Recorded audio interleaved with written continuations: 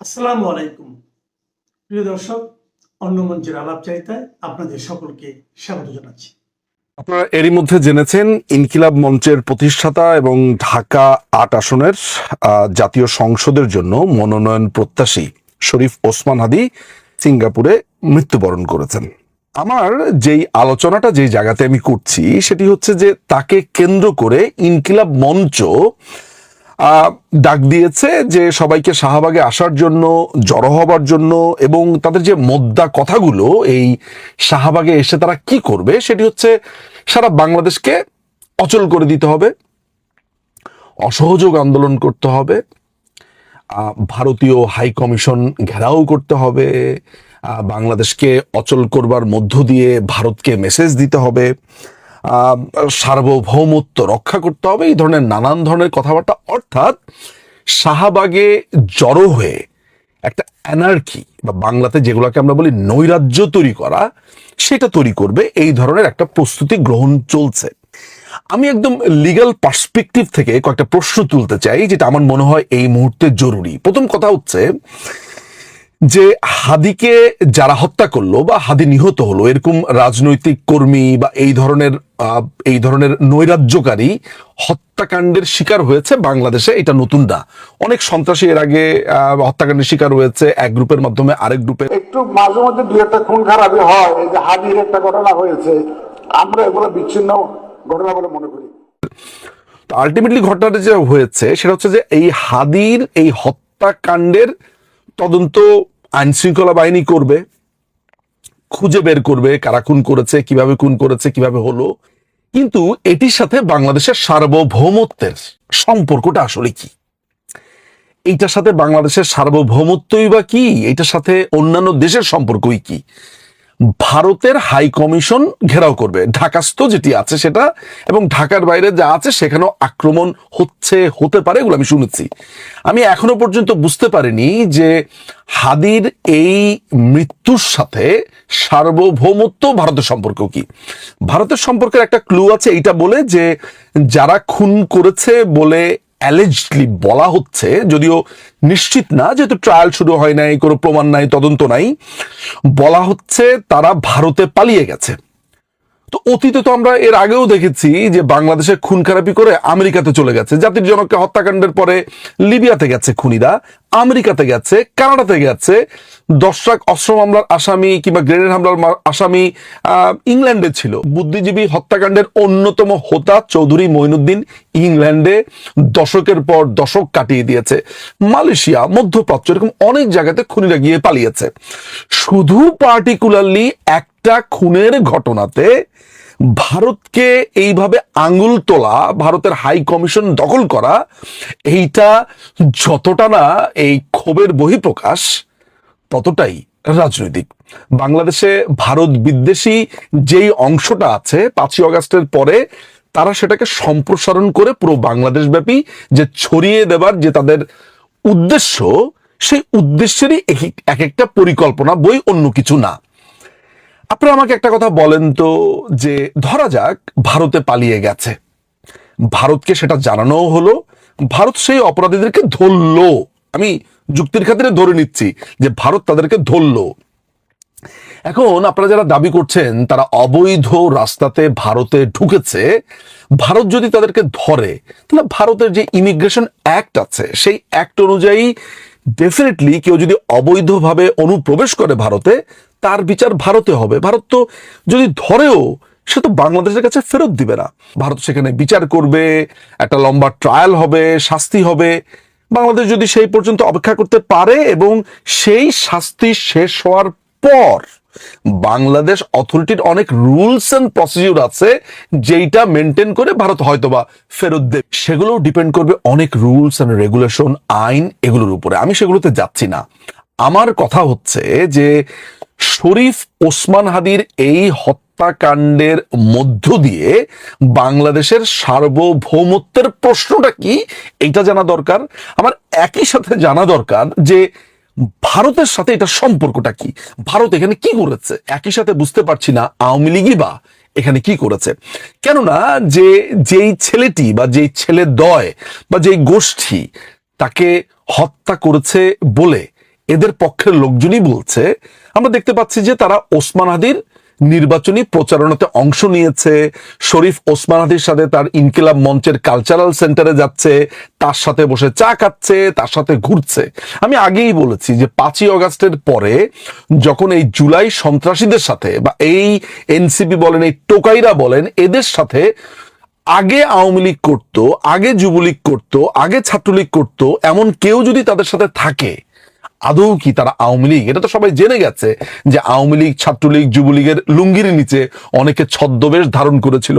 তাহলে হাসনাত, সার্জিস, তারা তো একেবারে পুরো পোস্টেড নেতা ছিল। সাদিক কায়ুম, SM ফরহাদ জামাতের সাদিক কায়ুম, তারাও তো আওয়ামী লীগের, ছাত্রলীগের ছিল। তাদের ব্যাপারে বিধানটা কি তাহলে? ফলে পুরো ব্যাপারটাই যেটা দাঁড়িয়েছে আমার কাছে সেটা হচ্ছে যে অযৌক্তিক, কোনো ধরনের রিজন ছাড়া, কোনো ধরনের কিচ্ছু ছাড়া শুধুমাত্র একটা দেশকে আপনার বিষেধাগার করতে হবে, ভারত বিদ্বেষী রাজনীতি করতে হবে, ভারত বিদ্বেষী রাজনীতির অংশটাকে আপনাকে ফুলিয়ে ফাঁপিয়ে দেখাতে হবে। এটা সিম্পলি একটা নোংরা রাজনীতি, বই কিছুই না। আমি যদি শুধু যুক্তির অংশটাই ধরি, সেই হিসেবেও তো আসলে ভারতকে কোনোভাবে দোষী সাব্যস্ত করা কোনোভাবে যায় না, মানে একটা ক্লু তো আমার কাছে নাই। সো এই কথাটা বলার জন্যই এসেছি। আমি আবারও বলছি যে শরীফ ওসমান হাদি গত 15 মাসে যা করেছে, যে নোংরামো করেছে, সেগুলো আপনারা দেখেছেন। কি ভয়ঙ্কর ভাষা, কি মানে তার ভাষার মধ্যে মার ছাড়া একে পিটাও, তাকে পিটাও, ওকে ধরো, ওর অমুক ছিঁড়ে ফেলো, তমুক ছিঁড়ে ফেলো, ওকে রাজনীতি করতে দিব না, মানে মেরে ফেলো, কেটে ফেলো ছাড়া এই ছেলের মুখে আল্লাহর কিছুই দেয় নেই। সো এরকম একটা লোক যদি তরুণদের আইডল হয়, আদর্শ হয়, তাহলে এই তরুণদেরকে নিয়ে উদ্বিগ্ন হবার প্রয়োজন রয়েছে। দেশের মানুষের রুচি নিয়ে প্রশ্ন তোলবার সুযোগ রয়েছে। এতটুকুই আমি বলবো। অতীতে তো আমি কম দেখিনি এই ভারত বিদ্বেষী। আপনাদেরকে একটা গল্প বলে একটু শেষ করি। সেটা হচ্ছে মাওলানা ভাসানী ভয়ঙ্কর রকমের ভারত বিদ্বেষী হয়ে গেছিলেন একটা সময়। সেগুলো সলুক সন্ধান করতে করতে আমরা পরবর্তী সময় জানতে পারি যে মুক্তিযুদ্ধের সময় এবং মুক্তিযুদ্ধের ঠিক পরপর মাওলানা ভাসানী ইন্দিরা গান্ধীকে 2টো চিঠি লেখে। ওই 2টো চিঠির মধ্যে বলা হয় যে আসামের ধুবড়ী অঞ্চলে উনাকে যাতে 5 বিঘা জমি ইন্দিরা গান্ধী দেন। কেন ইন্দিরা গান্ধী জমি দেবে? কারণ সেখানে তিনি জন্মেছেন, শেষ জীবনটা তিনি সেখানে থাকতে চান। তিনি এই চিঠির ভিতরে বলেছেন, মা জননী গো, আমি আপনাকে আর ওইখানে ভারত বিদ্বেষী রাজনীতি করব না। আমাকে মানুষ চীনপন্থী রাজনীতিবিদ বলে, আমি আসলে ওরকম না, আপনি ভুল বুঝছেন, আপনাকে ভুল বোঝানো হয়েছে। অনুগ্রহ করে আপনি আমাকে 5টা বিঘা জমি দেন, আমি সুখে শান্তিতে আমার জীবনের শেষ দিনগুলো আমি সেখানে পার করতে চাই। ইন্দিরা গান্ধী এই চিঠির জবাব দেননি, পাত্তাও দেননি। তিনি খুবই অপমানিত বোধ করেছেন। এরপরই তিনি ভারত বিদ্বেষে নেমে গেছেন। আরেকটা ঘটনা আছে মুক্তিযুদ্ধের পরপর, আমরা এটা জেনেছি হচ্ছে মিডনাইট ম্যাসাকার, সুখরঞ্জন দাশগুপ্তের বইয়ে, এবং আগের যে ঘটনাটি বলেছি সেটা হচ্ছে যে ভাসানীরই PS সাইফুল ইসলামের গ্রন্থের মধ্যে জেনেছি। গ্রন্থটির নাম হচ্ছে স্বাধীনতা ভাসানী ভারত, সাইফুল ইসলাম এই গ্রন্থের মধ্যে, আর মিডনাইট ম্যাসাকার ইন ঢাকা এই গ্রন্থের মধ্যে। তো মিডনাইট ম্যাসাকারে যেটা জেনেছি যে মুক্তিযুদ্ধের পর মাওলানা ভাসানীর সন্তোষে যে বাড়িটা ছিল সেটা পাকিস্তানি হানাদাররা পুরো গুড়িয়ে দিয়েছিল মুক্তিযুদ্ধের সময়। তো এই বাড়িটা নতুন করে বিল্ড করবার জন্য, ঠিক করবার জন্য ভারতীয় এমবিসির কাছে মাওলানা ভাসানী 40,000 রুপি চান। ভারতীয় এমবিসি বলেন যে দেখেন, আপনারা এখন একটা রাষ্ট্র, আপনার একটা রাষ্ট্র, আমরা কেন ওই টাকাটা দিব? আপনাদেরকে যদি এই টাকাটা আমি এখন আপনাকে দেই তাহলে বাংলাদেশ সরকার জিনিসটাকে ভালোভাবে নেবে না। আপনি বাংলাদেশ সরকারের কাছে চাইলে বাংলাদেশ সরকারই আপনাকে টাকা দেবে। ভাসানী প্রচন্ড রাগ করলো। তার 1 বছর বা 2 বছর পরে আমরা দেখতে পারলাম যে ভাসানী ফারাক্কা অভিমুখে লং মার্চ করছে, ভারত বিদ্বেষী গরম গরম বক্তৃতা দিচ্ছে। অথচ এই যে মাওলানা ভাসানী এই গদগদ চিঠিটা ইন্দিরা গান্ধীকে লেখলো তার 5 বিঘা জমির জন্য, তাকে একটু স্থান দেওয়ার জন্য, এগুলো কিন্তু ছিল তার মূল নিয়ামক। ভারত বিদ্বেষী রাজনীতি হয়েছে তার ম্যাটেরিয়াল যে পাওনাটা সে পায়নি সেটির প্রেক্ষিতে। এটি কোনো আদর্শের ব্যাপার কখনোই ছিল না। ঠিক এখনো যারা ভারত বিদ্বেষী রাজনীতি করছে তাদের ম্যাটেরিয়াল পাওনা রয়েছে, তাদের সুযোগ সুবিধা চাওয়ার রয়েছে, এবং সেটির জন্যই তারা ভারত বিদ্বেষী রাজনীতি করছে, যাতে 2টো টাকা পয়সা রোজগার হতে পারে ভারত বিদ্বেষী অংশটাকে চাগিয়ে দেওয়ার মাধ্যমে। এক হাদির জন্য বাংলাদেশ জ্বালায় ফেলাইতেছে, ব্যাপারটা সেরকম না, ব্যাপারটা সেরকম না। এখানে হাদি একটা জাস্ট ছুতা। আসল কাজ হলো বাংলাদেশকে তারা জাহান্নাম বানাবে, যে কোনো ভাবেও বাংলাদেশে জাহান্নাম বানাবে, বাংলাদেশে গণতন্ত্র ফিরতে দেবে না। এবং যেহেতু এখন তারেক বাংলাদেশে ফেরত আসতে যাচ্ছে, তারেকের আশাটাকে বন্ধ করতে হবে, এটা হচ্ছে মূল। এই ভারতে কিছু না, আর এই ওসমান হাদিও কিছু না। ওসমান হাদি এরা তো শহীদ হওয়ার জন্য আগে থেকে বসেছিল। তাহলে কি এখন প্রতিটা এক একজন ফাল পারবো, ইচ্ছা করে থ্রেট দিব, একজন একজনকে ভারতকে হুমকি দিব, ওরে হুমকি দিব, 7 সিস্টার উড়ে ফেলাইবো, আর এক একজন মরবো, আর এক একজন শহীদ দিবস পালন করবো, ফাইজলামি টাকা পায় না। তাহলে 1971 সালে তো আমাদের অসংখ্য মানুষ শহীদ হয়েছে। তাহলে পাকিস্তান এমবেসি আমরা করতে দিলাম কেন? কেন দিলাম? সেটা তো সবচেয়ে বড় ভুল ছিল আমাদের, যে পাকিস্তান হাই কমিশন বাংলাদেশে। তাহলে তো ওইটা ঘেরা করা উচিত প্রতি 16 ডিসেম্বর আসলে। সেটা কেন করবো না আমরা? সেটা আগে বলা উচিত যে চৌধুরী মনুদ্দিনরা যখন আমাদের আমাদের যারা ইন্টেলেকচুয়াল তাদেরকে যখন হত্যা করে, তারা যখন চলে গেল ইংল্যান্ডে, আমেরিকায়, এই সকল রাজাকাররা, এই সকল আলবদররা, তাহলে সেটার জন্য আমরা কি করব এখন? তাহলে তার জন্য আমরা কেন ওদেরকে ক্ষমা করে দিব? ওই হিসাব নিক না আগে। কি এক ওসমান হাদি এর জন্য পুরো বাংলাদেশ জ্বালা দিতেছে? না, এটা ওসমান হাদি ফ্যাক্টর না, কারণ ওর ভিতরে ডর ঢুকছে। এই জেহাদিকে ভিতরে ডর ঢুকছে। এই যে এনসিপির পোলাপান, চ্যাংরা পোলাপান, ওকে ভিতরে ডর ঢুকছে।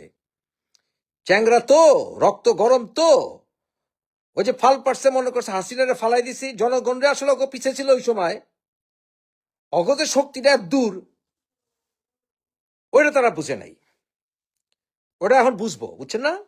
কারণ কি জানেন, এগো ভিতরে ডট ঢুকিয়ে গেছে। চিন্তা করে ওসমান নাদিরে ফালাই দিছে, কোন দিন আমারে ফালাই দেয়, কোন দিন ওরে ফালাই দেয়। এদের খাওন দান বন্ধ হয়ে গেছে, এদের বেসিক্যালি খাওন দান বন্ধ হয়ে গেছে। এর জন্য ডরের চোট এগুলি করতেছে। ওই যে মোমবাতি নিবার আগে বুদবুদ করে, কারণ জানে এরা আন্তর্জাতিক ক্ষেত্র সমালোচিত হয়ে গেছে। কারণ ইউনূস সরকার প্রচন্ড সমালোচিত হয়েছে, গণতন্ত্র গণটিপে হত্যা করছে, বিচারের নামে প্রহসন করছে। আরে ভাই, আওয়ামী লীগের বিচার করে না, না করছে কে? সুষ্ঠু বিচার তো করতে পারেন নাই, করছেন বিচারের নামে প্রহসন, করছেন ওই যে রাজাকারদের দিয়ে বিচার করেন নাই, তাজুলের মতো রাজাকারদের বিচার করেন নাই, করছেন। তাইলে এরা সব দিক দিয়ে আন্তর্জাতিক মহলেও এমনকি পার্শ্ববর্তী সকল দেশের কাছে এরা আবেদন হারাই ফেলছে। এদেরকে সবাই সন্ত্রাসী মনে করে। এখন তাই ফাল পারতেছে। আর ওই যে ফ্রান্স থেকে আর আমেরিকা থেকে ইল্লু পিঙ্কু এদেরকে বাতাস দেয়, এদেরকে উস্কায় দেয়। এদেরকে উস্কানের ফলে প্রথম আলো, ডেইলি স্টার, এগুলি তো বহুত আগেই টার্গেট। কারণ ওই যে আরেক রাজাকার আছে না, রাজাকারের পোলা মাহমুদুর রহমান, আমার দেশ, যার মায় কিনা সংগ্রামের এডিটর ছিল, এই রাজাকারের জারদ সন্তান মাহমুদুর রহমান, বুঝছেন না? এই মাহমুদুর রহমান আমার দেশের পত্রিকার ব্যবসা বাড়ানোর জন্য ওই আগুন জ্বালাই দিব, আপনার ডেইলি স্টার আগুন জ্বালাই দিছে, প্রথম আলো আগুন জ্বালাই দিছে, মানুষগুলোর জীবন বিপন্ন করছে। ওখানে সাংবাদিকদের আক্রমণের শিকার করছে, তাদের শরীরে আঘাত করছে, তারা পুইরা মরতে নিছিল, মরে গেছে কিনা কয়জন কে জানে। এরপর যদি লুপিকে কয় না থাক, ফিরে আসো, চলবো না, ক্রাইম কিন্তু তোমরা করে ফেলছো লুপিঙ্কু। ভারতের সাংবাদিকরা, ভারতের সরকারের, যদি কেউ শুনে থাকে, এটা উচিত হবে ভারতের সরকারের ক্ষমতা ব্যবহার করে এই ইল্লু পিঙ্কু জাগের বিরুদ্ধে অলরেডি আমরা বিভিন্ন নালিশ দিয়ে রাখছি, এগুলো ঘাড়ের ধইরা জেলের ভিতরে পড়া। এই আইন কিন্তু আছে, আন্তর্জাতিক লতে এই স্টেপ নেওয়া যায়। তাহলে ইল্লু পিঙ্কুরে সোজা করা উচিত। এবং তারপরে বাংলাদেশে এই ক্রিমিনালগুলি আছে না, এই যে হাসনাত আব্দুল্লাহ, ফাইনালামু কইরালামু, খাইতে খাইতে আল্লাহ সারের মতো এরকম ফুল্লা গেছে গা জিহাদিগুলি। আজকে দেখলাম এইগুলি ফুল্লা ফুটবলের মতো হয়েছে, এক একটা খাইতে খাইতে উপরে দেয়া খায়, নিচ দেয়া খায়, ব্যাংকে খায়, গলা দিয়া খায়, খাইতে খাইতে তো গলা এই পর্যন্ত ঠেকে গেছে। এই মালগুলিরে অ্যারেস্ট করা, এই মালগুলিকে যদি অ্যারেস্ট না করে বাংলাদেশ শান্তি আসবে না। বেশি না, 1000 এই সকল পোলাপান অ্যারেস্ট করে ফেলা উচিত। পোলাপান, মৌলবি, সলবি যা আছে অ্যারেস্ট করে ব্রিফ ট্রায়ালে ফেলা দেওয়া উচিত। হ্যাঁ, একেবারে ব্রিফ ট্রায়ালে, সংক্ষিপ্ত বিচার করে এগুলো শাস্তি দিয়ে দেওয়া উচিত। এগুলো সব জিহাদি ক্রিমিনালস। কথা কন না কেন? স্টেট বলেন, আর বিএনপি আওয়ামী লীগ এই বিষয়ে ইউনাইটেড হইতে হবে। ভাই আওয়ামী লীগ অন্যায় করলে আওয়ামী লীগের বিচার সুষ্ঠু করেন না, বিএনপির ক্ষমতা এসে সুষ্ঠু বিচার করুক। আর বিএনপি যা অন্যায় করছে তারও বিচার হোক। বিএনপি তো সন্ত্রাসী পালা শুরু করছে, এগুলো তবা করুক। এই যে আজাদ আড়াই হাজার সন্ত্রাসী না, এটা পাল্টাছে না, এগুলি তবা করে বিএনপি আওয়ামী লীগ দুইজনে দেশের জন্য কাজ করুক, এরা দেশে ইউনাইটেড হয়ে যাক। সবার উপর বাংলাদেশ, সবার উপর 1971 সাল, সবার উপর আমাদের স্বাধীনতার সার্বভৌমত্ব, এরা একত্র হয়ে যাক। এই দুই দল একত্র দুই এই হারামজাদা গুলির পেতানি দেখ না কেন, সবগুলির বাইন্দা বাইন্দা ভিতরে বলুক না কেন, কেন বলবে না? সবগুলি শয়তান। এখন এই কথা কইতে লজ্জা পান কেন? লজ্জা পান, রেখা টেকা করার দরকার। এরা জিহাদি, বাংলাদেশ জিহাদিতে পাল্লায় পড়ে গেছে। আমরাও ট্রিক্ট হয়েছিলাম। শুনেন, শেখ হাসিনার সরকারের পরিবর্তন হোক, গণতন্ত্র ফিরে আসুক, আমিও চাইছি, সবাই চাইছি, আমরা সংগ্রাম করছি, কিন্তু নিশ্চয়ই দেশটাকে জেহাদিরাতে তুলে দিতে চাই নাই। সেই সকল বিকৃত ইসলামের বিকৃত ব্যাখ্যায় জেহাদি এগো কাছ থেকে বাংলাদেশকে মুক্ত করতে হবে। যারা তারা নাস্তিক বানাই দিব, যারা তারা কাফের বানাই দিব, যারা তারা মুরতাদ বানাই দিব, যারা তারা আগুন জ্বালাই দিব, ইসলামের এই অবমাননা করছে, ওই অবমাননা করছে, এগুলি করে যারা তারা ভয় দেখাইবো, এগুলির ফেস করেন না কেন একত্রভাবে? বাংলাদেশে এদের সংখ্যা বেশি না, এরা হইতেছে ইউনাইটেড মবক্রেসি, খেয়া দেয় কাজ দেয়, এগুলো ব্যক্তিগত পর্যায়ে একটা ভালো চাকরিও পাইব না এই সকল পোলাপান। এরা ওই থাগারি করে খাইতে খাইতে ফুটবলের মতো ফুলবো, বুঝছেন না? সুতরাং বাংলাদেশকে বাঁচাইতে হলে এদের বিরুদ্ধে ইউনাইটেড হইতে হবে। আপনি ভিয়েনা কনভেনশন ব্রেক করে ইউনূস সাহেব আপনি দেখতেছেন না, যারা একটা বিদেশি রাষ্ট্রের ডেপুটি হাই কমিশন এরা আক্রমণ করে, এরা প্রোটেস্ট, এরা আক্রমণ করে, এরা থ্রেট দেয় বাংলাদেশের মাটিতে দাঁড়ায় আমাদের প্রতিবেশী রাষ্ট্রের বিরুদ্ধে। প্রতিবেশী রাষ্ট্রে ভুল করলে তার, আমিও তো ভারতের অনেক সমালোচনা করি ভারতের সরকারের, কিন্তু এর অর্থ কি ভারতের হাইকমিশন জ্বালাই দিব? ভিয়েনা কনভেনশন আছে কি করতে? আন্তর্জাতিক আইনে বাংলাদেশ যে মাইনকে চিপায় পড়তেছে এটা বুঝেন ডক্টর ইউনূস? আপনার আজকে আছেন, কালকে নাই, হয় আল্লাহর কাছে যাবেন না গতি ছাড়বেন। বাংলাদেশে কি হবে তাহলে? এটা কি আপনার দায়িত্ব দিতে পারে না? বাংলাদেশের পেনাল করে দায়িত্ব দিতে পারে না? বাংলাদেশ আর্মি প্রধান কি করেন ভাই? আপনি কি ওয়াকার সাহেব, আপনি কি করেন? আপনি তো বলছেন আপনার উপরে আস্থা রাখার জন্য। স্ট্রং হন, অ্যাকশনে যান, এই বান্দর গুলিনে ধরেন, দেশকে ঠান্ডা করেন। কথা নেই, বার্তা নেই, ট্রাক্টর নিয়ে গিয়া বিল্ডিং ভেঙে ফেলাইবো, আগুন জ্বালাই ফেলাই দিব। কয়জন কয়জন এরা কয়জন? 1000, 2000, 3000, 5000, 10,000 এর উপরে না। এই 10,000 আপনি ঠান্ডা দিয়ে ঠান্ডা করেন, বেশি না, কয়েকশো আর্মি অফিসার লাগবে, আর্মি লাগবে, সোজা করে দেন, দেখবেন এগো পিছিয়ে কুত্তাটাও ঘরাইব না, বুঝছেন? বাংলাদেশকে আর কত জাহান্নাম বানাইবেন আপনারা? আর কত জাহান্নাম হইতে দিবেন আপনারা? এটা ভাবতে হইব, আপনার ভাবতে হইব। এরা যদি চায় যে এরা বাংলাদেশকে যুদ্ধক্ষেত্র বানাইব, যদি চায় ঘোষণা দেখ, তাহলে আমরাও প্রস্তুত হই। বাংলাদেশকে বিএনপি আওয়ামী লীগ, আপনি যাই করেন, বিএনপি করেন, আওয়ামী লীগ করেন, জাতীয় পার্টি করেন, যে দলই করেন, বাংলাদেশকে মদ থেকে বাঁচাইতে হবে। তার জন্য যা দরকার, যদি আমাদেরকে তৈরি হইতে হয় তার আমরা তৈরি হব। যদি মারামারি করার জন্য বাংলাদেশ মারামারি করে দেশকে বাঁচাইতে হয়, তো তাই সেটাই আমাদের করতে হবে। কি করা? যদি সরকার আমাদেরকে হেল্প না করে, বাংলাদেশ আর্মি হেল্প না করে, তাহলে আমাদেরকে সেটাই করতে হবে। তাহলে আমরা ডান্ডা রেডি করি ঠান্ডা করার জন্য।